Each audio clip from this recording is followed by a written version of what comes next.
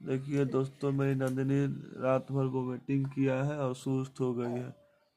हालांकि ये इसका मन ठीक नहीं है, फिर भी कोशिश में है कि हम खेले घूमे फिरे। देखिए अब इसको ड्रेस चेंज कर रहे हैं।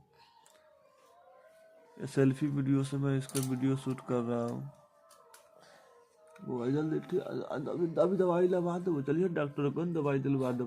हाँ, अब ना खाई ना खाइए। हाँ बुआ का पेट भी खाली हो गया, जितना रात भर गया सब निकाल दिया। यही खांसी दिक्कत करता है नंदिनी को बउआ। ठीक है, तेल लगा दो। ठीक है, तेल लगा दीजिए गरम गरम करके इसको। अभी लहसुन गरम गरम करके लगा देंगे।